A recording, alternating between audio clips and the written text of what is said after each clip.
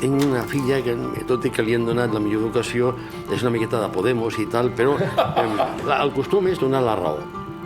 Excepte els taxistes racistes amb els que trobo un plaer especial en donar-los la raó. Ah, sí? Esto es puto món. Sí, senyor. Primer, la vida no té per què tenir un sentit. Això Que estem d'acord. podia tenir 34, però no sé per què tenir, un puto sentit, també. Sempre són ganes d'obliar.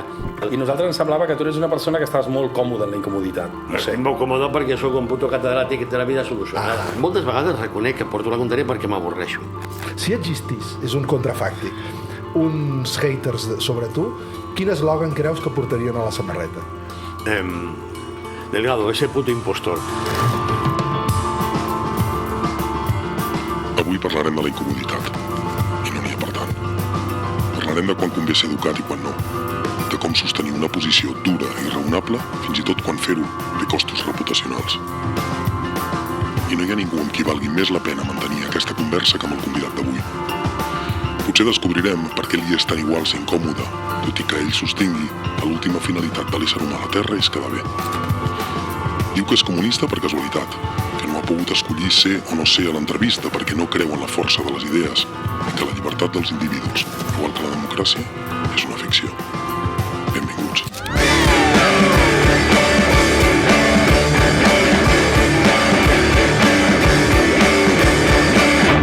Pues ara faig d'avi d'una manera descarada i tal, i em permeto, òbviament, el que li pertoca als avis, que és maleducar-los, clar. Però és una font de satisfacció important, ho reconec. Els teus fills han... Filles, 3. Filles, perdó. Han militat com tu o per curiositat? Si no vols explicar, doncs no. No, que no té cap mena de Són gent misteri. que més o menys... A militar, qui milita ara per ara? Ja. Però està claríssim que han estat degudament adoctrinades, com ho estan sent els nets, i en aquest sentit, doncs, bueno, tinc una filla que, tot i que li han donat la millor educació, és una miqueta de Podemos i tal, però... Ningú és perfecte, Manuel. Però, bueno, hi ha molt amor i, per tant, perdonem. Bueno, jo li volia preguntar, perquè s'acosta Sant Joan, i per la tranquil·litat de tots els gossos de Barcelona, que potser els petards els hi fan molta por i s'espanten, bueno, com es preveu aquest Sant Joan? Ho diu per provocar-te, bàsicament, jo crec. És la meva festa, no només la meva festa, jo crec que ara per ara a Barcelona, si més no, imagino que a tot arreu del país és la festa més celebrada, que implica més gent a tot arreu, i en aquest sentit és una festa que justament porta la idea de festa a les seves conseqüències més radicals, perquè almenys a una generació ens aboca quan els carrers eren nostres, perquè va haver un temps en què el carrer era bàsicament de la canalla. Després van començar a aparèixer tota aquesta història dels caus i els esplais i tal, que va implicar l'aquarterament de la infància bueno... Hòstia, però els caus i els esplais també han sigut una font de molta militància, com a mínim de la meva generació. Jo no hi era mai, però hi ha hagut molta gent que després ha acabat militant en organitzacions comunistes i tal, que ve d'allà una mica, no? A la meva època va ser així, era una porta d'accés a la militància política, inclús en condicions de clandestinitat. Però això, diguem-ne, clar, si no hi haguessin hagut caus i esplais, la gent no hagués militat contra el franquisme. És, francament, tenir una opinió molt pobra a propòsit de la consciència política i de classe. Però és veritat que era una primera forma d'enquadrament. Però a la pràctica era una de les expressions d'això del que anomenen l'educació en el lleure, que consisteix, com acabo de dir, en deslliurar a la canalla del seu temps lliure i, bàsicament, consagrar-lo a fer activitats dirigides per individus que, a més, no tenien cap inconvenient en anomenar-se monitors, que era per si és inquietant, perquè s'entén bàsicament que els monitors el que fan és realment monitoritzar. És clar, monitoritzar és vigilar, és una d'aquestes característiques... Sí, és perdre el que havia sigut un ampli nivell d'autonomia en el que la canalla aprenia justament idees de responsabilitat i per descomptat també d'amistat.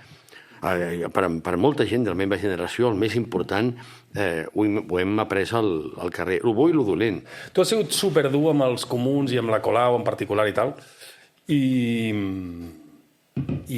volíem preguntar-te d'alguna manera quin és el teu problema amb ells. Jo l'estimava, de veritat. I finalment s'ha anat amb qui menys la mereixia i qui menys l'estimava. Perquè tu deies també que la finalitat de l'ésser humà a la Terra és quedar bé? Evidentment que sí, però el tema de l'Ada Colau és molt senzill. En determinat moment, del que no sé si algú se'n recorda, crec que vosaltres hauríeu de recordar-los per motius generacionals, va haver-hi una moguda en el que es va arribar a la conclusió que calia muntar alguna cosa que evoqués en aquell context el que estava sent la Sirissa, la idea de la Sirissa catalana. Aleshores, va haver-hi gent, i jo hi era, que van pensar que calia algun tipus... Tu estaves en aquelles converses de Reina Amàlia i tot això, que hi havia el Pisarello, tota aquesta tropa, o què? Tu estaves allà? Sí, estàvem allà i hi havia gent, diguem-ne, hi havia gent de moviments socials diversos. És un producte teu, tot això? No, jo estava perquè estava entre aquells que en aquell moment van arribar a una conclusió especialment a la vaga general del 2012, que és quan de sobte, i amb gent que estaven militant a contextos molt diferents, s'hi van trobar. Hosti, van descobrir que al capdavall estaven al mateix costat de la barricada.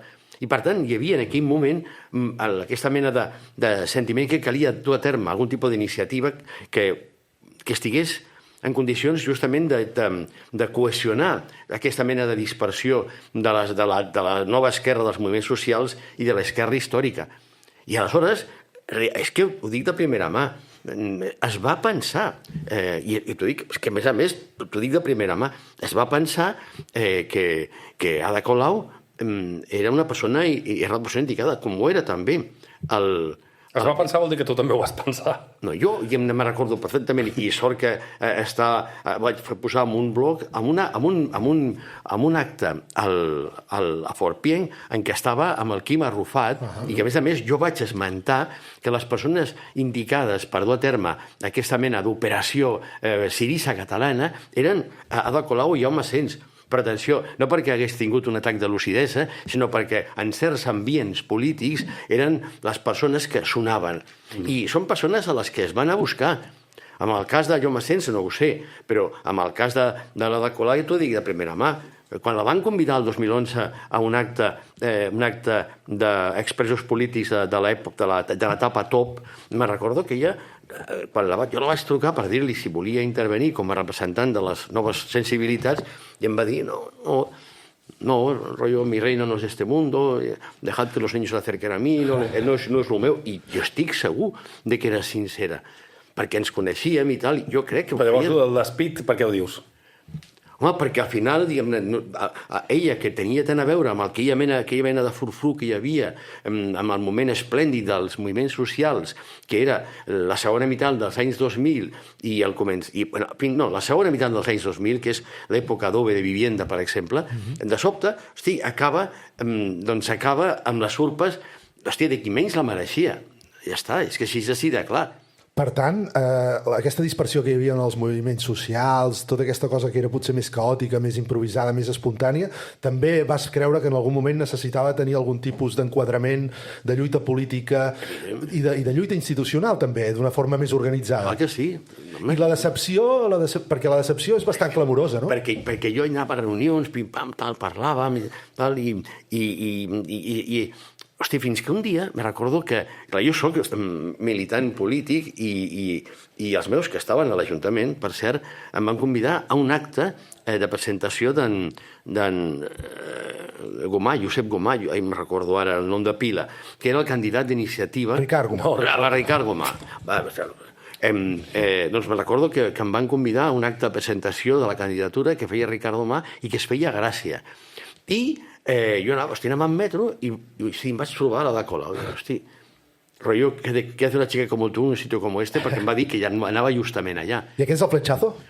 No, aquest és el despletxazo. Perquè anava pel Ricard Gomà. Clar, perquè va anar amb els de... Jo ja vaig veure, vaig entrar allà i dic, hosti, ja em anat mal rotllo total, perquè me recordo perfectament. Sí, tu creus que el problema ha estat, per anar descodificant per la gent que no estigui tan empotrada a la política com tu, que es va alinear massa amb iniciativa? Des del principi. A veure, jo... Pregunto. Entro a la sala i de sobte em trobo el Ricard Gomà, a la seva dreta en Jordi Borja i a la seva esquerra el Jaume Sens. Dic, hosti, algo huele a podrido en Dinamarca. I, efectivament, per si hi ha una persona que no està seguint, de sobte apareix la llista de l'alternativa amb la que més o menys tothom estava ficat, que era persona en comú, i apareix com a número 34 Jordi Borja, que justament era un dels responsables del model Barcelona contra el que teòricament estàvem. Clar, i llavors es va acabar, i va ser quan va començar el desamor. Per tant, evidentment, sabia greu, perquè hi havia una il·lusió i evidentment, quan la iniciativa va aparèixer per parasitar el tema i convertir Barcelona en Comú en iniciativa 2.0, doncs ja està, es va acabar la història. Però no creus que això va passar també per desmèrits propis? O sigui, si hi hagués hagut una certa estructura que pogués fer de contrapoder una mica aquesta fagocitació que dius, o com es digui, no s'hagués pogut evitar? O sigui, per què atribueixes aquesta... Perquè la qüestió de principi ja estava d'una forma o altra, estava ja malalta, variada, per la preeminència del paradigma dels moviments socials, que ja es veia venir que acabarien així, perquè no podien acabar d'una altra manera. L'altra cosa és, bàsicament, que les restes de l'esquerra històrica acabés arrossegada perquè tampoc podia res a fer, i al final ha acabat com havia d'acabar. Ha acabat, amb el cas dels comuns, però també ha acabat en el cas de la CUP, jo crec. A veure, desenvolupa més això. No, home, doncs que al final, amb els comuns i la CUP han acabat sent partits normals i corrents. Normals, ja està. No, clar, una de les crítiques va en la línia de la domesticació, no? És a dir, que va esdevenint un partit més de l'oferta electoral que hi ha, sense cap mena d'arrelament realment amb els problemes socials que hi puguin haver greus, més enllà, diguéssim, dels personatges i dels rols que s'han anat donant a cadascú. I després també t'he sentit criticar moltes vegades a l'esquerra, a part de la qüestió de la domesticació, o la formalització, també pel moralisme, per un cert puritanisme, per discursos on es tracta a vegades de competir a veure qui té uns ideals més purs, a veure qui té una personalitat més perfecta, com una mena d'agonística en la qual ens exhibim per mostrar als altres que nosaltres som els bons i que som bones persones i que la política va d'això, de moralitzar.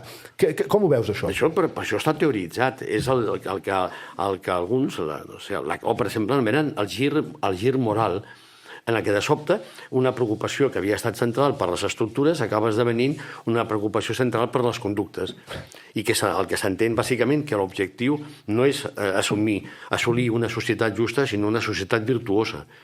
Llavors, clar, en definitiva, tot consisteix en passar-se el temps senyalant amb el dit a persones que, d'una forma o altra, tenen un comportament considerablement inacceptablement immoral. Que incomoden, no? Parlant en la línia del... O sigui, el títol, el tòpic que avui estem treballant és el de la incomoditat. Encara que no es noti. Sí, la incomoditat. No sé si nosaltres, t'explico, nosaltres et volíem tenir a tu el primer programa perquè t'admirem molt i sobretot perquè nosaltres, que en algun moment hem tingut algun tipus d'intervenció en l'espai públic, ja sigui a la ràdio pública, no sé què tal, moltes vegades discutim sobre lo difícil que és mantenir la posició... És a dir, que a vegades surts d'allà i dius, hòstia, potser no he estat prou dur, m'he deixat portar per aquesta comoditat de no importunar, a vegades no, a vegades t'aixeques més la cresta, i nosaltres ens semblava que tu eres una persona que estaves molt còmode en la incomoditat. Estic molt còmode perquè sóc un puto catedràtic que té la vida solucionada. Si tingués que buscar-me la vida, doncs a saber, diguem-ne, amb què volia treballar. Bueno, hi ha un altre tema, perdoneu, molt ràpid, És a dir, Manuel Delgado afirma, jo ho he llegit, jo ho he vist, i fins i tot ho he sentit, que volem ser acceptats, que l'acceptació social és l'objectiu que tenen aquest organisme que anomenem ésser humà, no? Aquesta mena d'exponent o d'exemplar de l'Homo sapiens, i, per tant, l'acceptació social té a veure amb acomodar-se. Ah, que sí? Què passa, que no ho faig prou bé? No, sembla que te la pela una mica i per això volíem saber com ho valoreu. Jo estic aquí perquè m'heu convidat i el que intento bàsicament és estar a l'alçada... Estàs còmode ara, per cert? Sí, estic còmode bàsicament perquè en el Capdavall no es porto la contrària. Ai... Però t'has vist en molts àmbits portant la contrària sense que semblés que t'incomodés molt. Ets un bastant crac amb aquest tema. Escolta'm, portar la contrària depèn d'en quin context. Moltes vegades reconec que porto la contrària perquè m'avorreixo. I perquè és el tema aquest del Homer Simpson. Mai diguis res abans d'estar segur que els més pensen com tu. I ja està. I llavors en aquests casos reconec que a vegades, senzillament, dic coses que penso conscientment, conscient de que la gent que està amb mi no pensa el mateix. Però això pot ser un joc divertit. Però, en definitiva, en segon quin context, també implica quedar bé. Sí. El tema joc divertit. Potser et semblarà que estic una miqueta passat de moda, però últimament estava rellegint el Johan Huizinga, el tema de l'Homo Ludens, i jo no sé fins a quin punt ara els antropòlegs, perquè no és el meu camp, jo em moc en la filosofia moral, diguéssim, en filosofia política sobretot, però vaig trobar que era molt interessant a la teoria de que en el fons tot és un joc, no ho diu així, no? Però és com si diguéssim tot és carnaval, no? I que coses que ens semblen molt serioses, com l'administració de la justícia, una guerra, tenen el seu origen en aquestes societats anomenades primitives, però que ell anomena arcaiques, bàsicament en jocs. O sigui que l'animal social en realitat és un animal jugador. I em sembla interessant perquè també té això, no? És a dir, quan un intervé en aquesta mena de món públic o d'esfera, o quan un diu alguna cosa que els altres el poden sentir, a vegades també pot jugar una miqueta a portar la contrària i a buscar les pessigolles i a ser provocador, no? La qüestió és estar sempre a l'alçada que els altres esperen de tu. Es tracta essencialment de no decebre o de procurar no decebre, d'estar a l'alçada de les circumstàncies i, per tant, adaptar-te a cada context, a cada situació amb la que et vas veient immiscuit. I, efectivament, és un joc. De fet, la societat, tota ella és un joc. Hi ha la teoria de jocs, el que fa és contemplar aquesta idea bàsica de Huizinga, de que tot consisteix en aprendre rols i desenvolupar-los d'una manera adequada. És que no hi ha res més. I això val des de les relacions amoroses fins a la guerra, que evidentment són jocs. Sí, però el dubte que teníem nosaltres com més concret i que volíem saber com el vivies tu, a veure si el puc explicar. Tu te'n recordes una intervenció molt dura de la Juana Dolores, que va ser que és una de les militants o està molt propera al moviment socialista, que abans me'n parlaves bé, en el sentit que em deies que et generava interès i tal, que és una cosa que comparteixo. Va fer una intervenció amb l'amic Grasset, que és un tio que a mi em cau bastant bé, he de dir, és un paio que a nivell comunicatiu em cau bé, i va generar com una mica de... No? Va trencar aquesta normalitat, si es vol, burgesa de la televisió, de que, hòstia, una tia va allà i a una persona, que a més és de les que cau millor, li munta allà un Cristo, li comença a dir que tu amb aquesta corbata i tal. Bueno, podríem dir que sempre que fem intervencions a l'espai públic, ja sigui en una manifestació o en un acte de desobediència, però també en un acte de comunicació, de zero a Juana Dolores, a vegades has de buscar quin és l'equilibri. I a vegades tens la sensació que si vas molt cap allà, hòstia, tens aquesta sensació de no sé si has perdut els papers o si la gent ha pogut connectar amb tu, t'ha vist com un bitxo raro, i evidentment a l'altre extrem, si mantens un to com molt neutre i molt poc provocador, tens la sensació que tampoc ha servit de res ser dit. Llavors, no sé, si d'alguna manera tenies alguna manera de ser en aquests llocs o si senzillament... L'objectiu bàsicament és aconseguir que, si t'interessa, et tornin a cridar. És que no té altre objectiu. Ni la Juana Dolores, que, per cert, és una persona per la que tinc una considerable simpatia personal, inclús també de política, a part del tema del puto viejo, que evidentment em va fer sentir interpel·lat, però és una persona amb la que conec i que t'interessa el que fa i que... Diguem que em cau bé, que en aquest context, amb el que estic dient, crec que és el màxim lògic que li pots dedicar a algú. Però sí, i a més, de fet, de pas també estic d'acord. Vale. Jo ara vaig intentar portar-te la contrària amb el tema aquest de la comoditat un moment, vale? D'una cosa que havíem parlat. O sigui, tu dius que en el fons, tot és una mica un teatre, tot és quedar bé, fins i tot crec recordar l'última entrevista que et van veure que venies a dir que fins i tot la teva militància comunista havia sigut més una troballa, no? O sigui, que tu no havies decidit racionalment ser comunista, sinó que el comunisme t'havia trobat a tu. Posaves l'exemple fins i tot de la pel·li, o sigui, del llibre del Mercè, del Pijo Aparte. O sigui, la idea de que primer volia preguntar, tu has tingut alguna Teresa? És a dir, tu vas començar a militar per amor o alguna cosa així o no? Feies servir aquest exemple perquè era així en el teu cas o no tampoc? O sigui, a veure, aquesta és un avatar... A veure, la pregunta fonamental bàsicament és perquè la gent es complica la vida, que sempre és un misteri. I pensar que és per algun tipus de revelació mística és ingenu i, a més, no és veritat. Jo crec que bàsicament... Però no pot ser perquè creguis que és el que toca fer per un tema de deure... La militància sempre són coses de les males amistats. Sempre hi ha gent que t'enreda, jo què sé. Jo sé que penses això, jo no estic del tot d'acord i per això... I en el fons, el que tu vols és ser acceptable. Sí. El pijo aparte volia ser acceptable. I el que feia justament és adaptar-s'hi per ser reconegut com a concertant, és a dir, com homologable dins d'aquest grup en el que tu t'integraves. I pots fer-ho a través de la política o pots fer-ho a través dels gustos musicals i tal. El que sí que està clar és que en el fons ningú tria. Tothom té, bàsicament, un objectiu que ser, bàsicament, acceptat i acceptable. I en funció d'això pot complicar-se la vida. El que passa és que després li venen les idees, que és el que moltes vegades costa acceptar. Que primer fas el que fas i després t'imagines per què ho fas. Intenta justificar per què ho has fet. Però la gent, jo què sé, amb el fons, intenta ser reconegut.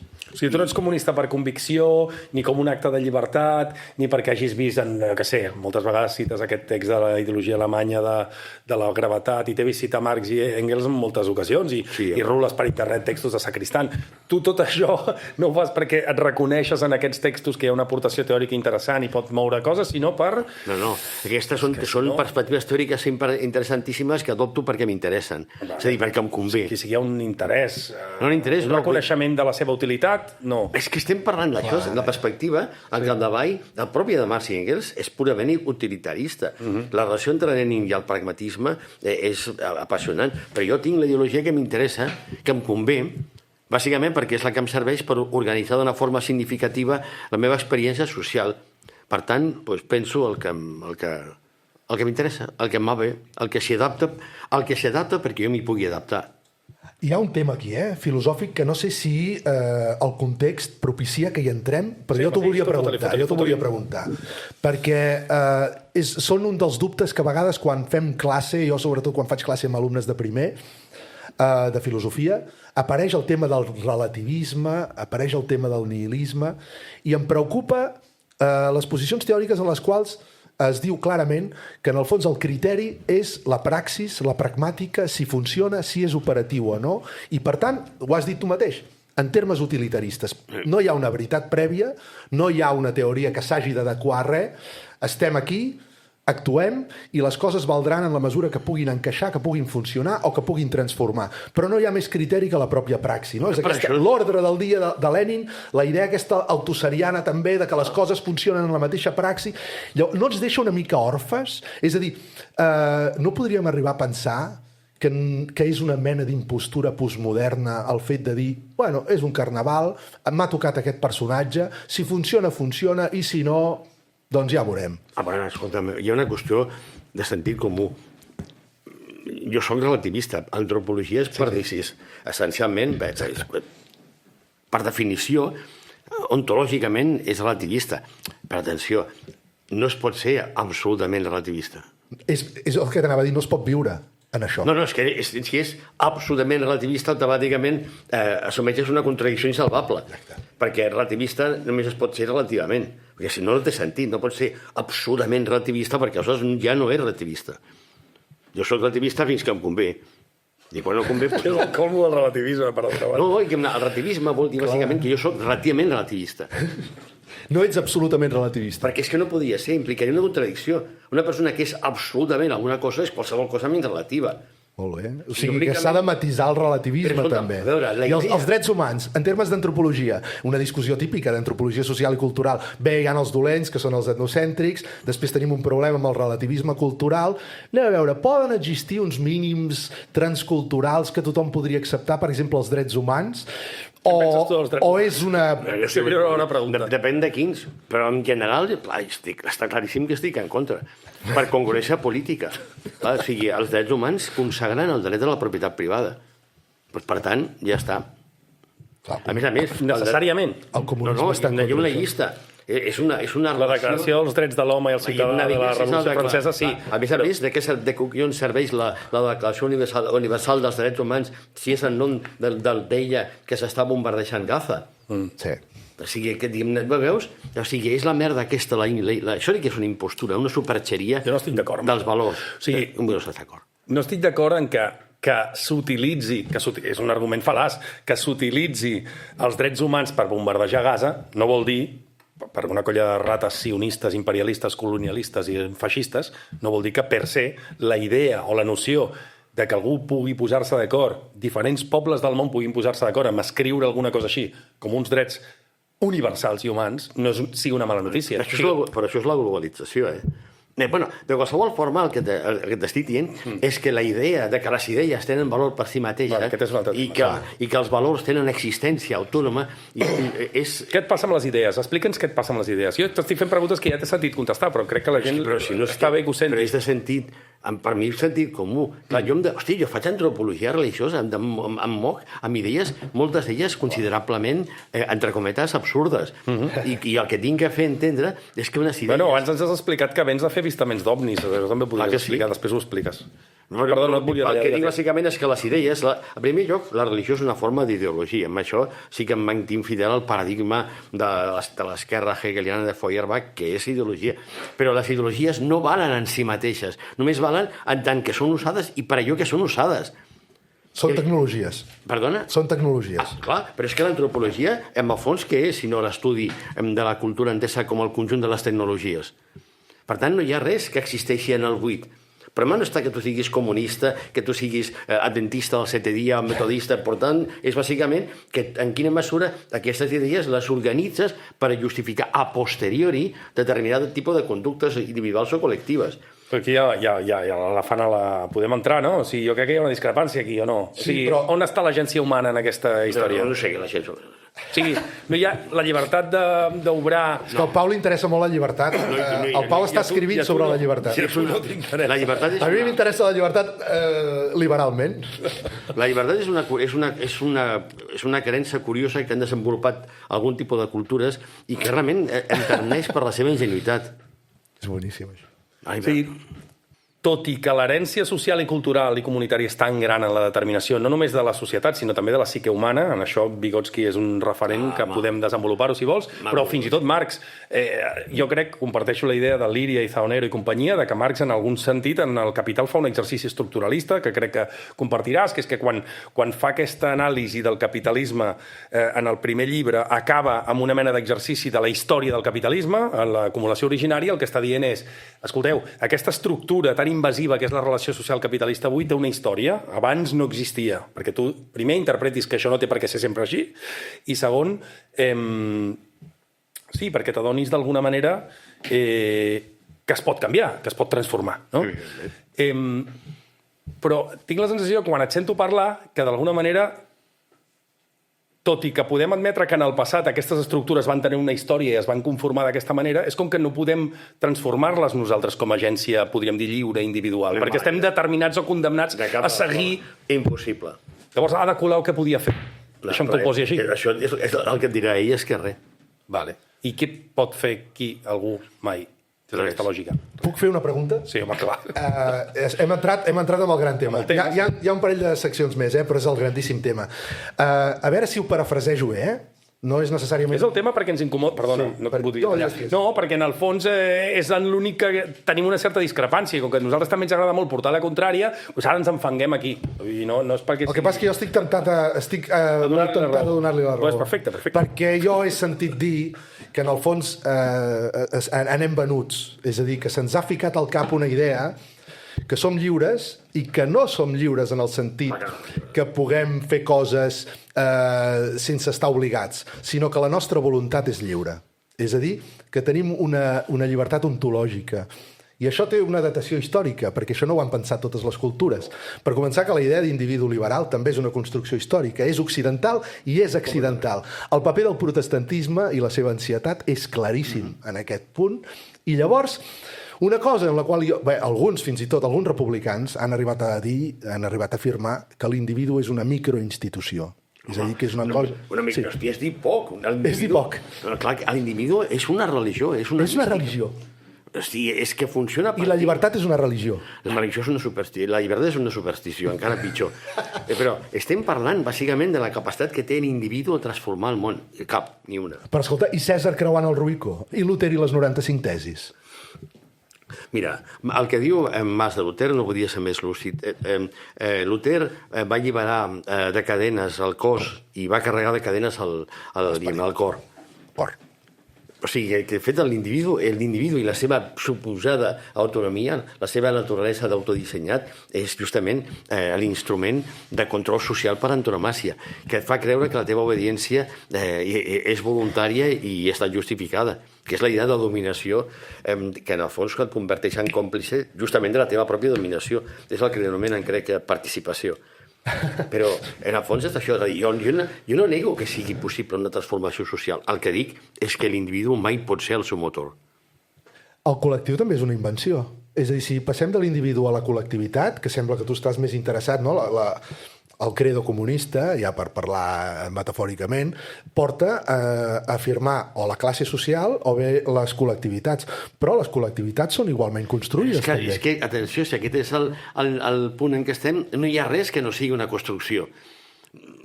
I com valorem quines són les bones i les dolentes? Les que funcionen. Vale. La que funciona més bé per ara és el capitalisme global. No, és la que funciona justament perquè no té rival, perquè no té alguna instància que pugui convertir la nació social en monarquia històrica. El que ve a dir, que jo entenc que té raó... Ja està, no busquem més les pessigolles. Era aquest punt. Després ja... És que si no, ningú voldrà venir al nostre podcast perquè ens dediquem a fer objeccions. Talleu i que sentes, foteu anuncis pel mig. Poseu anuncis, això seria fantàstic. Home, ja no sé si. I tant. No vols... No, eres tu el que t'acabes... No, ja per acabar d'afirmar. De totes maneres, Pau, això suposo que quedarà tallat, però tu tampoc ets un gran defensor de la llibertat ontològica. Tu ets un lector d'Spinoza. Vygotsky porta Spinoza. Sí. Spinoza diu que la llibertat és una idea imaginària. Sí. Però crec precisament que en l'àmbit, per exemple, t'he sentit rajar molt també de la psicologia entesa com la teràpia i tot això, que m'agradaria que en parléssim després perquè és una mica la plaga de la nostra era, no? Sí.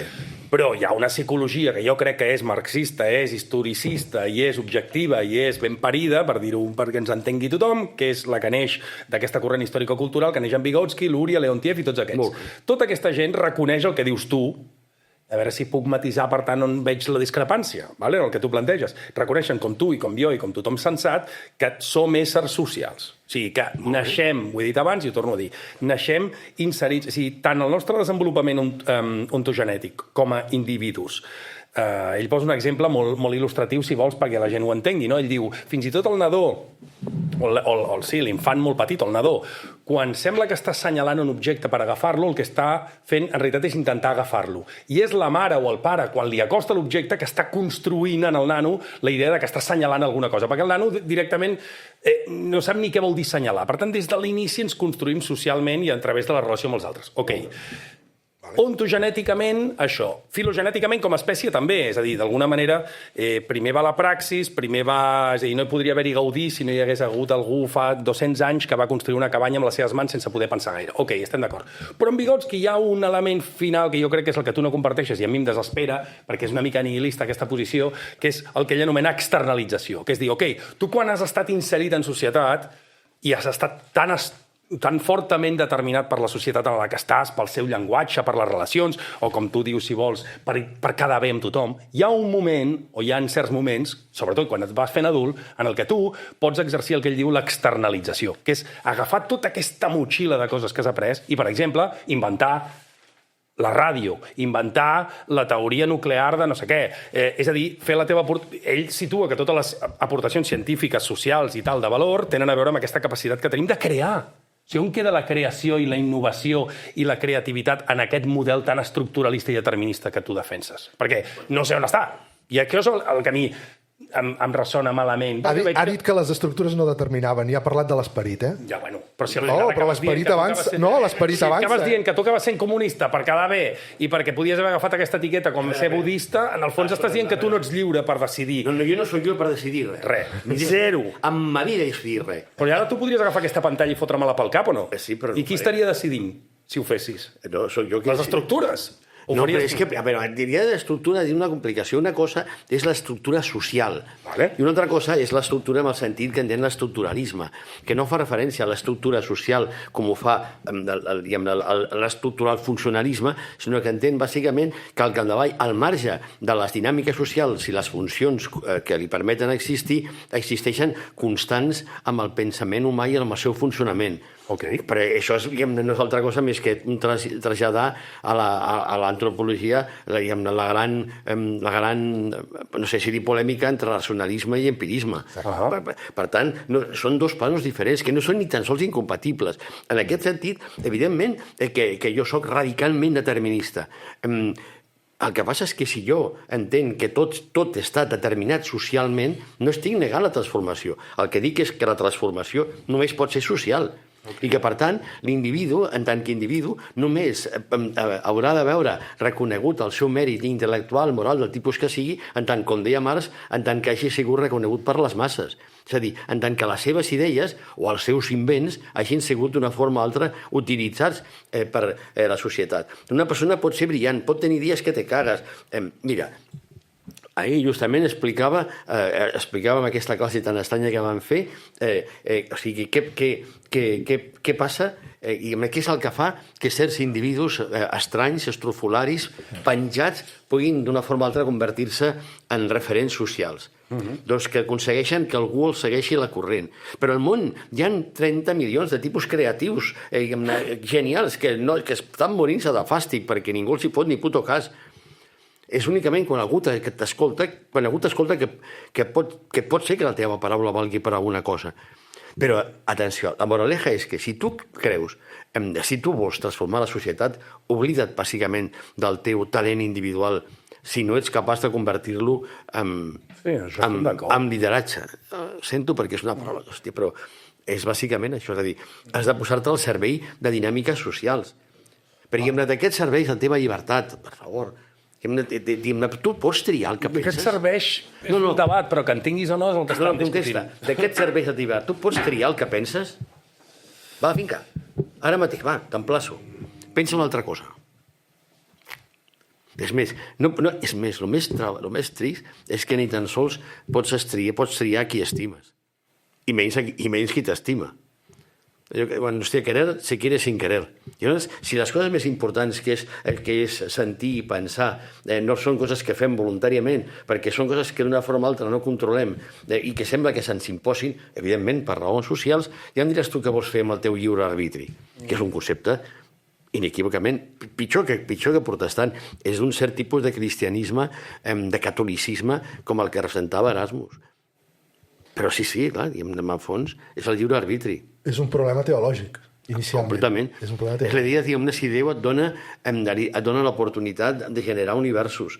Evidentment, jo crec que aquest don, que és la gràcia habitada, per cert, amb el que a fons, el que estic fent un elogi és de la idea d'habitus en Pierre Bourdieu.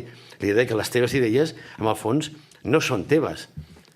I que tu acabes convertint-te en el que ets. Hi ha una cita, no per perduda, però al final aquí no hem vingut a Si vols fotre una altra intervenció sobre aquest tema i no et molesta, o volies... No, perquè ara volia saltar, però no. No, ràpid, o sigui, hi ha un moment, tanquem llibertat. No. Podia no haver vingut avui? Ui, bona pregunta. Podies no haver vingut avui. Saps què ens passa? Sí, jo crec que sí. Ens angoixa pensar que som titelles en fons de forces que... Perdona, ens angoixa, al Pau i a mi, ens angoixa pensar que som titelles en mans de forces que no controlem. És a dir, si la nostra vida i tot el que ara estem dient i el que estic dient ara jo estava decidit des de la primera jugada de l'univers, suposant que hagi hagut una primera jugada a l'univers, si tot es pot explicar a partir d'una multicausalitat, per complexa que sigui, aleshores ens sembla que la nostra vida no té sentit i que no estem nosaltres en el comandament. I per sentir i per seguir el referent... Som uns existencialistes tronats. Què ens passa? Que portaríem la contrària. En primer lloc, és que la idea de que la vida té que tenir un sentit ja és una miqueta abusar. O sigui, estàs de puta mare, se't caguen els coloms a la samarreta... No vaig dir el micro tant, si no et sentia. No, estava rient. I encara voleu que tingui sentit? Jo crec que és una miqueta abusar, perquè tampoc hi ha per tant. La vida ja és prou bonica i tal. Però el que... Aquest podcast no n'hi ha per tant. No n'hi ha, per tant, és com s'ha de dir. Clar, és que és tot, és com la mort, ja tenim el tall està molt sobrevalorada. O sigui, la qüestió és aquesta, però, o sigui, a veure, no ens enganyem. Primer, la vida no té per què tenir un sentit. Això Que estem tampoc d'acord. podia tenir 34, però no sé per què tenir, hòstia, un puto sentit, també. També són ganes d'agobiar. I després, que en definitiva, no sé, amb aquesta mena de preocupació per trobar-li una racionalitat secreta en l'univers i tal, hòstia, no sé, tampoc... Sí, el tema aquest del comunisme. Escolta'm, jo no he sigut comunista, bàsicament... per quedar bé. Justament he sigut comunista per la que t'acabo dient, perquè no ho he pogut evitar. No ha sigut un acte de llibertat. És més, hòstia, però és que a més és que aquest tipus de merda de llibertat, perquè tu no ets comunista perquè ets lliure. Justament ets comunista perquè no ets lliure. I d'alguna forma o altra arriba... No, home, tu perquè tu creus que el rebel·lar-te és un acte de generositat, un acte, diguem, de simpatia. Això no. Per què la gent es rebel·la? Per dir-ho un Marx, si vols, en lloc de dir-ho un Vygotsky. Hi ha una cita del primer llibre, sense voler ser gens pedant, però que segur que coneixes, que és aquella de l'abella i el paleta, no? Que diu, els éssers humans... O sigui, si tu analitzes tècnicament com construeix la seva bresca una abella, doncs, evidentment, tècnicament, una abella sempre serà superior a un paleta. Però el que fa el pitjor dels paletes millor que la millor de les abelles és una cosa que no poden fer les abelles. És a dir, aquí és com que Marx està dient el que ens fa humans, els éssers humans, i diu, projectar la bresca en el seu cap abans de fer-la. O sigui, els éssers humans tenim la capacitat d'anticipar el que volem fer al món, i això, per mi, va vinculat a que prenem decisions. Jo vull fer aquesta bresca, la farem amb les meves mans, i li quedarà millor o pitjor, però m'estic imaginant com és abans de fer-la. Jo vull fer la Sagrada Família, jo vull fer una assignatura d'antropologia a la universitat, jo soc profe de tal. Aquesta sèrie de decisions que s'externalitzen d'aquí la noció de Vygotsky amb coses concretes, una assignatura, una catedral, un tal, per mi, si no s'interpreten com una obra de la llibertat, també individual, no només individual, però també individual, em porta amb un carreró sense sortir d'una mica nihilista, Manuel, és l'únic que et dic. O sigui, entenc que estic molt determinat que, com dius tu, efectivament, no seria comunista si no hagués existit, per exemple, un sistema d'opressió i una relació social capitalista que m'hagués portat a entendre-la, però també penso que, per exemple, Marx podria no haver existit, podria no haver escrit el que va escriure, i potser jo hagués tingut unes ulleres molt més defectuoses per entendre el que em passa. Gràcies a la seva llibertat. No ho sé, no estem d'acord amb això. Però veiem amb la idea aquesta que, en definitiva, això, diguem-ne, que tots estem determinats per algun tipus de lògica implacable, és exactament el contrari del que estic defensant. El que determina no és aquesta mena de determinació irrevocable. Justament el que determina és l'atzar. És que imagineu-vos quina diferència hi ha entre el destí, que està marcat i que d'una forma o altra ens obliga a seguir un camí, i l'atzar, que bàsicament respon a una mena de lògica imprevisible que correspon a una mena de jugada de daus d'algun tipus de divinitat avorrida que es dedica bàsicament a tirar-los perquè al final surti el que ha de sortir. Però això és marxisme. La idea d'atzar objectiu que reclamen els surrealistes és d'Engels. I després el que deia, que tu no te rebel·les perquè ets lliure. Perquè rebel·lar-te no és un acte de llibertat. Rebel·lar-te és un acte profundament moral. Rebel·lar-te és un deure. Per tant, si la gent s'ha de rebel·lar perquè és la seva obligació, no perquè pugui triar. Si pots triar, doncs mira, estic jo per rebel·lar-me avui, no sé, tinc un dia com avui, crec que però això és el que passa, no? No. És a dir, en les societats relativament opulentes, la rebel·lió s'ha convertit en una mena de postura que agafa la gent... Que és la merda, bàsicament, que sigui... Això és el que es constata cada dia, no? Que sí. Per què? Perquè aquells que tindrien motius per rebel·lar-se, que no és perquè realment se senten afectats per els problemes dels altres, que no necessiten una merda, és el que és la gran tragèdia. Però és veritat, ara per ara, els moviments socials són moviments de classe mitja. Jo et volia preguntar una cosa, perquè és que em fascina bastant el tema aquest que has dit de l'indeterminisme, de l'atzar i el déu avorrit que juga als daus. Maquiavel va escriure un poema, un capítol a la fortuna. La idea de la fortuna, la idea de Tijer, no? La idea d'atzar, i això em porta una mica, no sé, tu com ho veus, a formulacions materialistes que tenen a veure amb aquesta cosa del materialisme aleatori, posar també l'accent en les conjuntures i no tant en les estructures. És a dir, entendre que d'alguna manera no és que tots els daus estiguin tirats, sinó que estem dintre d'una mena de caos indeterminat i és dins d'aquest caos que nosaltres ens hem de moure. Però això és la clàssica finestra d'oportunitats. Vol dir que en determinades circumstàncies tu has de saber aprofitar-les, perquè està claríssim que tu pots d'una forma o altra empènyer la història en un sentit, però al capdavall estan en mans de circumstàncies que no pots preveure. la idea d'atzar objectiu el que diu és que un amuntegament de circumstàncies aparentment irrellevants, insignificants, acaben tenint significat. Per això implica entendre que la història té lògiques que tu no pots entendre. Els homes fan la història però no saben que la fan. Per tant, la idea que tu estàs pensant i fent plans i tal, en el fons, hòstia, no pots fer plans. Ara mateix jo puc tenir pensaments profuns, vertiginosos, i trobar-me que el cotxe se m'ha endut la grua. I ja està, entens? La meva filosofia em val per una merda, perquè en definitiva em trobo amb un problema que ja em diràs tu, y no le explicaré al tío de la grúa, no, es que de dónde venimos, a dónde vamos. Per tant, jo crec bàsicament amb l'atzar com aquell que entén i executa les ordres secretes de la natura i de la història.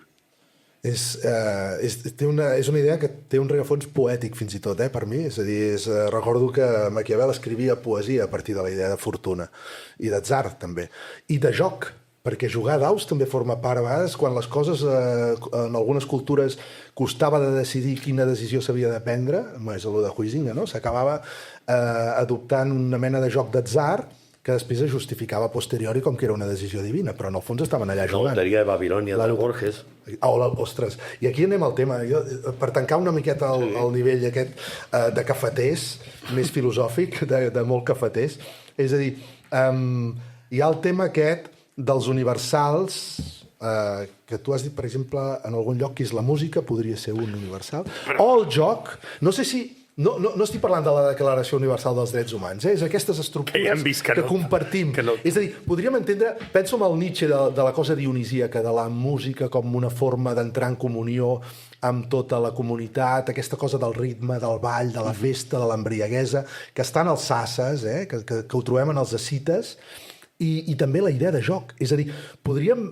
o la idea de llenguatge, és a dir, d'alguna manera, no? És a dir, aquestes estructures podríem fer que d'alguna manera podríem partir de la base que són universals? Indiscutiblement que són universals. Clar, són universals perquè justament constitueixen el que seria la singularitat de la condició humana.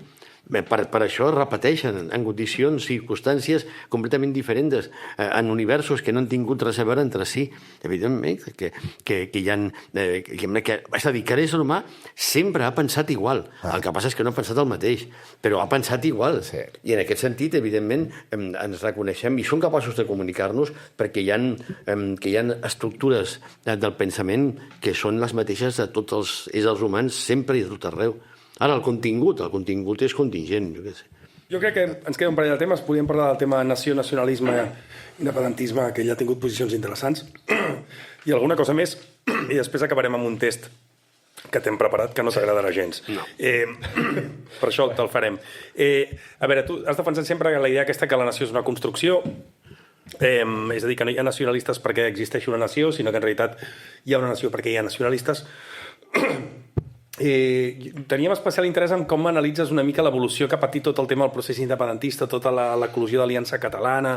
És a dir, jo recordo connectar molt amb aquesta noció teva de la urgència clarificadora fa molt temps que deies, en el sentit de que calia un procés independentista i la ruptura nacional per d'una punyetera vegada separar-nos de la dreta catalana i no fer veure que anem en el mateix barco. M'encantava aquesta noció no nacionalista d'independentisme. De fet, m'hi adhereixo i m'hi adheria abans. Però vaja, han passat moltes coses de 2017. Estem en un moment patètic i podrit en aquest sentit i per mi, un dels exemples que demostren aquesta podridura és l'emergència d'Orriols i Aliança Catalana i tal. Què en penses d'aquest fenomen? D'on et penses que ve? Vols valorar alguna cosa en relació al tema del procés INDEP? Perquè jo crec que t'hi sumaves amb aquesta mirada crítica, però t'hi sumaves en certa manera. No sé com ho mires ara amb certa distància. Si t'ha passat una mica el mateix que amb la Colau. No, t'has enganyat.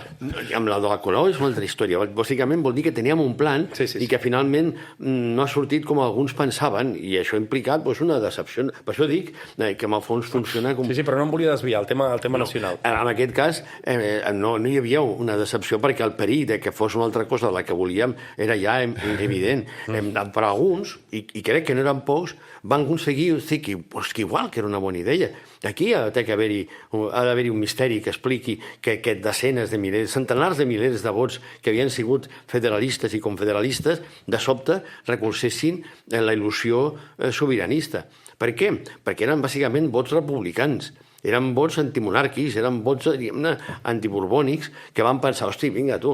I jo vaig formar part d'aquesta mena de convicció de que era una bona idea, que igual era una bona idea.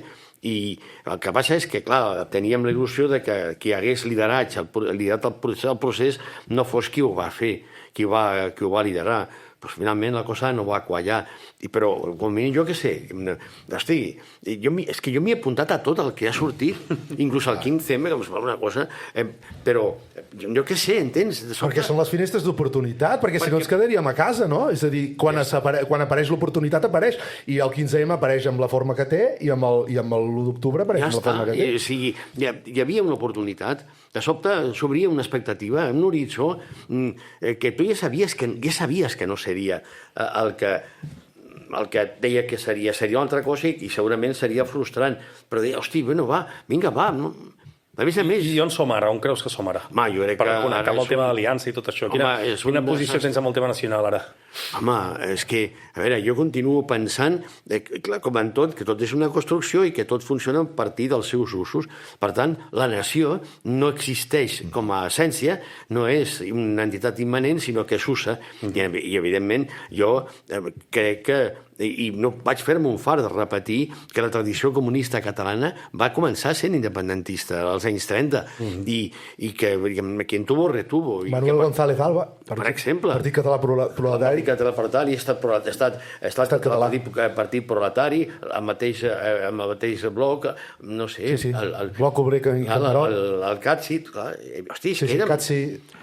Inclús l'Ignasi ve ha escrit un llibre sobre això que podem recomanar des d'aquí. Em sembla interessant el que deia, que és que d'alguna manera la frontissa del republicanisme antimonàrquic podia unir un projecte d'emancipació social amb la qüestió independentista. És a dir, a nivell teòric, nosaltres que estàvem llegint totes aquestes coses ens semblava la jugada perfecta, però com sempre la realitat et sorprèn, no? La realitat no està a l'altura dels plans que tu fas. Al Partit Comunista jo estava en una cèl·lula que era Ramon Casaneras, que era, a part, diguem-ne, del tio que es va apel·lar al dato, era el fundador del Partit Comunista català.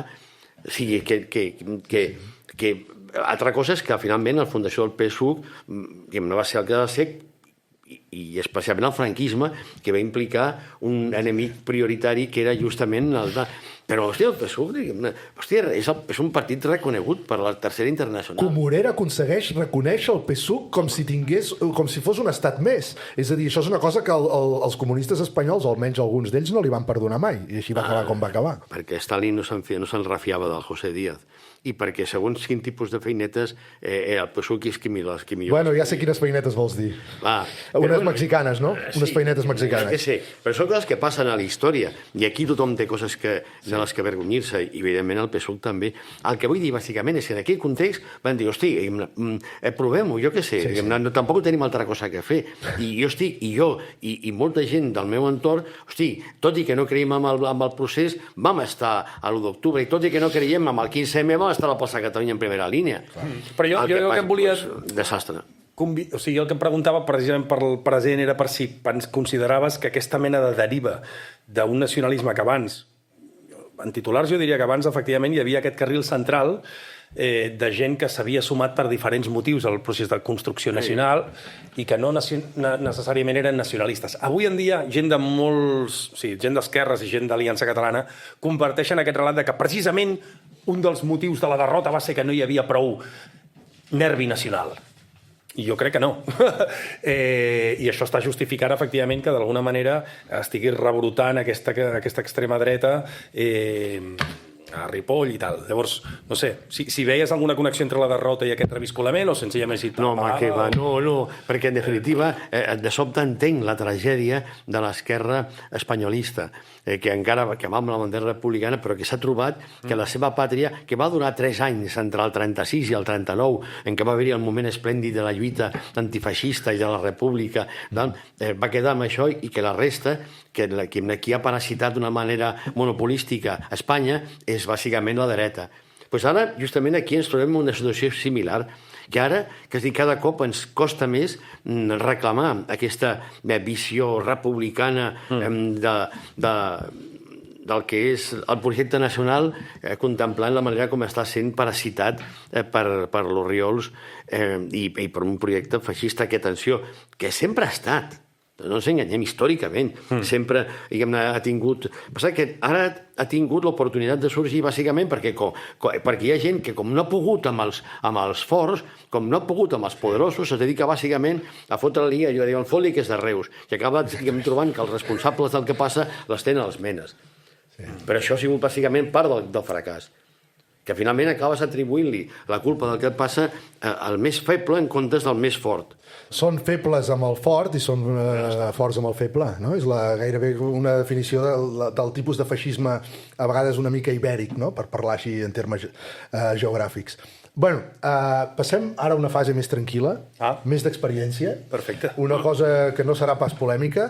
A veure, Manuel Delgado, ets catedràtic d'universitat, fas classes, és a dir, no és una qüestió purament de recerca i d'investigació en el despatx o de treball de camp, sinó que a més tu trepitges les aules i jo llegeixo a la premsa que el nivell dels estudiants ha baixat de manera catastròfica, que l'informe PISA demostra que a Catalunya estem a la cua i que els estudiants, quan arriben a primer a la universitat, fan faltes d'ortografia, no saben estudiar i no tenen hàbits. Com has constatat això? Si això passés quan arriben a primer ja estaria content. El problema és quan acaben estan igual. Home, de debò que us puc assegurar que has de llegir inclús tesis doctorals amb faltes d'ortografia. Però atenció, a veure, o sigui, hi ha de tot.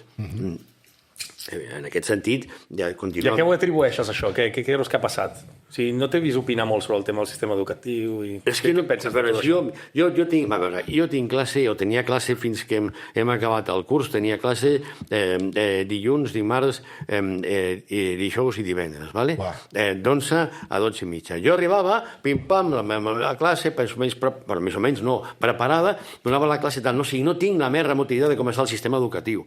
Clar. Doncs si no tinc... No, perquè els professors fem això, és a dir, fem la classe i ja està. Ja està, ja tinc prou feina. Hi ha companys, hi ha col·legues que els hi va gràcia, tenen teories. Jo no la tinc perquè tinc una gent, com segurament tu, que gestionar i a la que m'hi aboco perquè en definitiva és a la que estic servint. Per tant, no tinc una teoria general. Jo he constatat alguna cosa, no sé com ho veuràs. Jo em puc mullar una miqueta més, tampoc molt, perquè... Mulla't, home, mulla't. No, però massa, el que diu el Manuel és... De fet, va al nucli. És a dir, un no és una mena de pedagog i de teòric de l'educació. Un està fent unes classes que té una feina, té un encàrrec i ha de corregir uns exàmens. I amb això ja prou de feina té. Els pedagogs tinc peritu. Exacte. Però així és el tema, no? O sigui, el neopedagogisme, amb tots els respectes, això és un tòpic, però en principi tenia uns ideals que eren molt progressistes. És a dir, hem de canviar aquesta manera més disciplinària de fer les coses, hem de treballar per projectes, hem de treballar competencialment. Jo me n'he donat que el resultat ha polaritzat. És a dir, jo tinc actualment, pel que he pogut constatar, en grups de primer, una gran polarització. És a dir, una gran massa que va fent i després pics, és a dir, una minoria molt minoritària que fins i tot et diria que està més preparada del que ho estàvem nosaltres a la seva edat. És a dir, que amb unes idees pretesament molt progressistes s'ha arribat a un resultat invers. A veure, el problema del sistema educatiu és el sistema educatiu. No m'abstracte. El problema educatiu, bàsicament, són els pedagogs i aquesta mena de cosa estranya que ens ha obligat a passar-nos bona part del temps omplint qüestionaris que no entenem en relacions a competències que no ens importen una merda i que no entenen que la feina del professor és una feina artesanal i que arriba pim-pam, jo què sé. És diabòlic. La literatura ficció de les guies docents. És que és ridícul. És que no entenc el que estic escrivint. O sigui, llenguatge... I fet el campus virtual i tal. O sigui, el problema estava... La burocràcia, no? Que tu també... La burocràcia... El sistema educatiu, bàsicament, és que ja no serveixen... Que sembla que s'hagi deixat la lluita contra la burocràcia a la dreta i l'esquerra també sempre hem estat en contra de la burocràcia. Però, per favor, ara no estem parlant d'esquerra, estem parlant de feina. El problema, sabes quan és? Quan van deixar de servir conyac als bars. Exacte, a l'autònoma ja no pots aconseguir conyac. Des que van treure, tot va començar quan van treure les màquines de tabac. Exacte. Hosti, no faig broma. O sigui, tota la merda aquesta del campus virtual ha sigut desactivar el paper que tenia el puto bar. que ja sé que semblarà una frivolitat, però que era absolutament estratègic. No, és on es feien les tertúlies, és on discuties el temari, els llibres que havies llegit amb el profe, amb els companys, és on feies els grups. Sí, és que... Jo ho he arribat a passar pipa fent això. Aquest és el problema. El problema no és el sistema educatiu, amb el sentit abstracte. El problema, bàsicament, està aquells que s'entesten en convertir el sistema educatiu i l'educació en una ciència. I una ciència feta de formularis, de protocols, que acaben sent ridículs i que soslaien el que és aquesta dimensió elemental, bàsica, del contacte, i que evidentment implica el paper dels bars, el paper, diguem-ne, de la cigareta. És correlaciono amb el que deies dels decorats urbans. És a dir, mates la vida urbana quan tot és un decorat, mates la vida educativa quan treus les màquines de tabac i deixes de servir conyac. Això ho estem dient, atenció, en un podcast. Això es divulgarà. No, i amb la màquina, i amb la conyac no, perquè ni tan sols li diuen conyac. Però jo em recordo... Hi ha màquines on et serveixen cafè irlandès, que ho sàpigues. Bueno, no sé, però jo recordo... És que és la meva experiència vital. Era el Miquel Porter, que sempre de classes demanava una cueta de brandy i tal, o sigui, entens? O sigui, hi havia una mena de no sé, d'intensitat. A veure, el bar de lletres, que tu és on més, no? Jo he vist alumnes anant a buscar cerveses pel professor mentre està explicant la França dels anys 30, tranquil·lament. Tu no podies entrar al bar de lletres a les 9 del matí, està tot ple de fum, de penya fumant marihuana. Sí, que és que aquesta que ha acabat sent una caricatura, una mena d'univers en què es demostra justament el perill de la ideologia i de les idees. La premissa de que si tu tens un bon teorema, si tu tens una bona teoria, si tu ets capaç de formalitzar el que sigui, automàticament penses que el món quedarà solucionat i en definitiva no és veritat, la vida és una altra cosa i els pedagogs viuen en un món que no és real, un món que funciona a partir de teories que no li interessen a ningú, que no funcionen. Ara, quan la gent mira, quins són els canvis que he trobat? Doncs francament, el problema bàsicament està que des de fa 40 anys que hi ha 3 persones que seuen sempre a primera fila i que són les mateixes, tot i que pugui haver-hi aspectes diferents que puguin permetre distingir-les. Hi ha 5 que seuen sempre al final de tot, que és un misteri perquè saps que al final no se sent la merda. I sempre hi ha un que pregunta coses idiotes. I això sempre és una proporció són que es sempre troba... els mateixos. És una estructura, això és una estructura. Atenció, que això és universal. No tinc jo no tinc una teoria general sobre és que primer perquè no he tingut temps de percebre aquests canvis.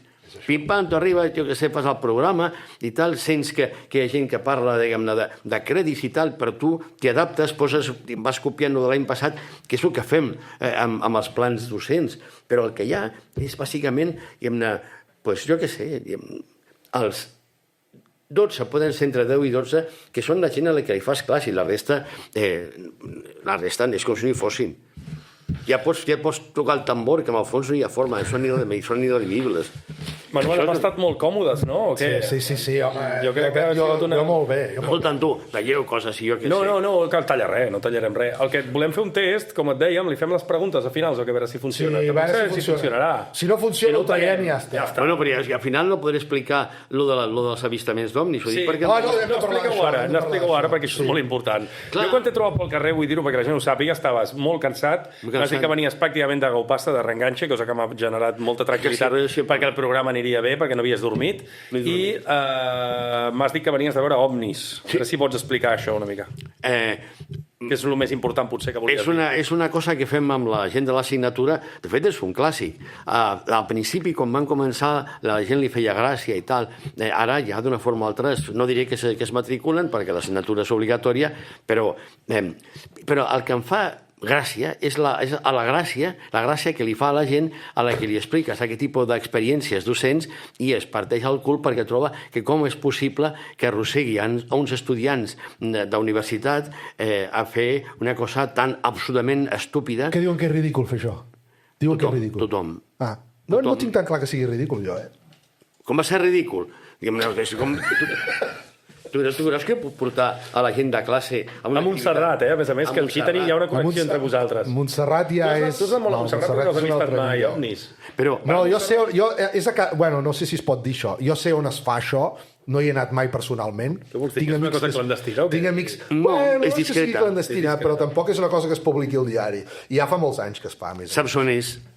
Ser honest. Saps on és? No, vindré a la propera, si em convides. Però el que estic dient és que... Sense mòbil. El tema de Montserrat i d'altres, ja anem a la processó dels 15 más 1, que és una processó religiosa laica, que també té la seva gràcia, però el que estic intentant que entenguin, crec que ho entenen, bueno, bàsicament perquè no s'hi queda més remei, tampoc estem enganyant, és què considerem que som idees absurdes.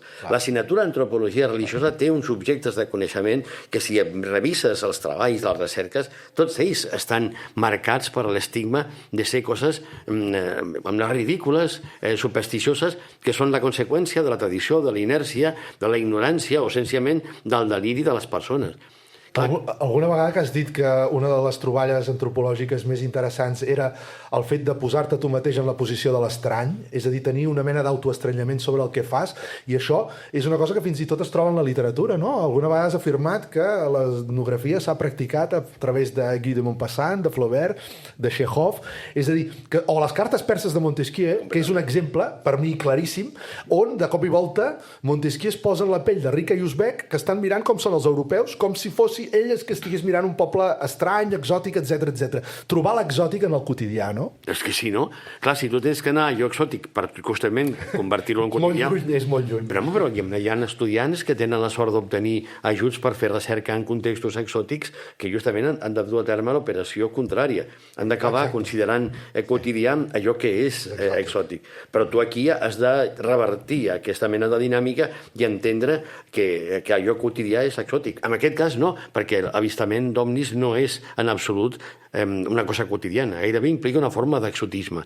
Clar, si tu estàs en condicions d'anar a un lloc remot per entendre costums, creences i pràctiques estranyes completament al teu univers cultural, bé, vés a Montserrat. És que ha de ser interessant veure com es mouen, quina mena de praxi hi ha, quina disciplina segueixen, quina és la forma que té l'acte, com pren, qui parla, qui no parla, com estan, com es mouen... És una etnografia. Això seria... No, és molt...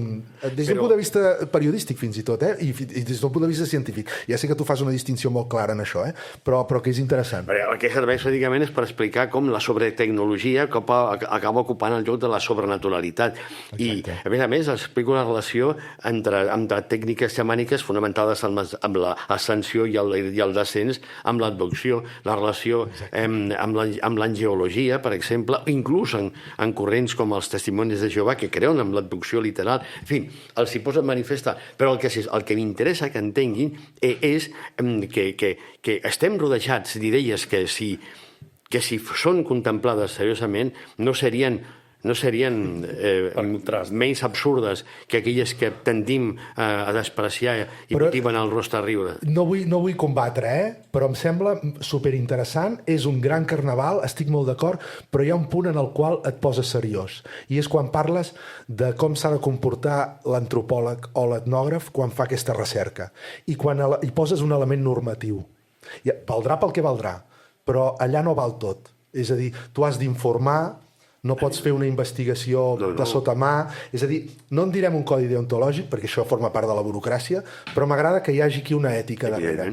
Però això és de sentit comú. Una altra cosa és quan fas un treball de camp amb hegemonia. Llavors, clar, tens un deure moral de protegir aquells que... Clar, no sé, si fas un treball de camp, no sé, amb empresaris immobiliaris...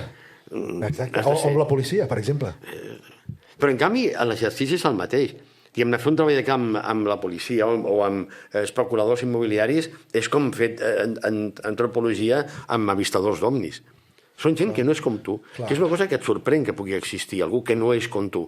Però tu tens que executar aquesta mena de principi que és intentar imaginar-te com s'imaginen els altres al món.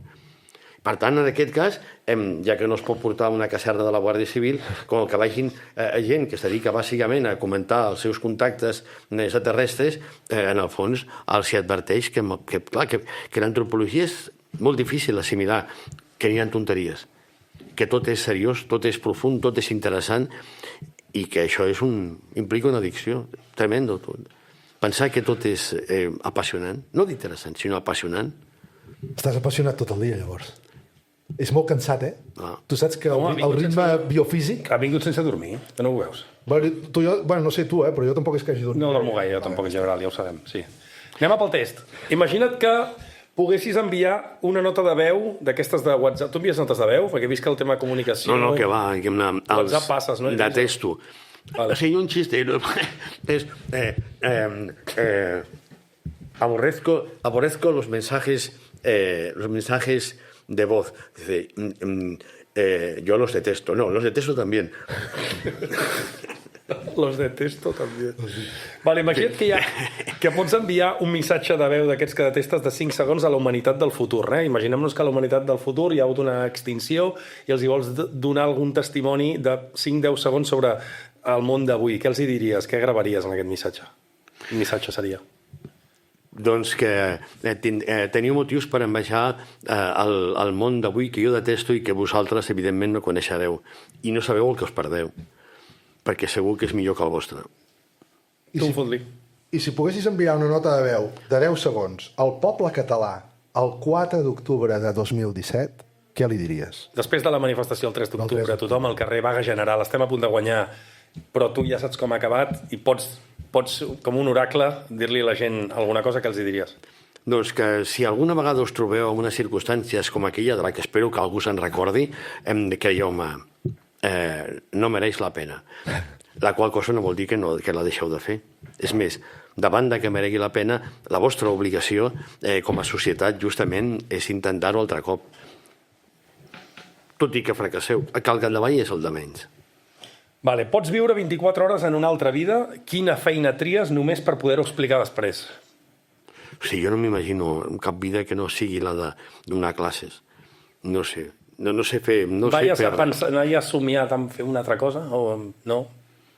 No. Si no, no. No, és que a més, ho dic sincerament, em produeix vertigen la idea de jubilar-me perquè no sé a què dedicaré. Ja. Em diuen... Hosti, saps que mai he agafat un any sabàtic? És més, ni tan sols en 40 anys he agafat mai la baixa. Perquè a què em dedico? Què faig? No estaràs amb els teus nets, amb els teus fills, no? Jo el que vull és portar-los a classe. Bueno. Hi ha la figura de l'emèrit, després hi ha la figura de l'honorífic, com es diu allò? No, que va, emèrit. O sigui, l'últim és que... No, jo...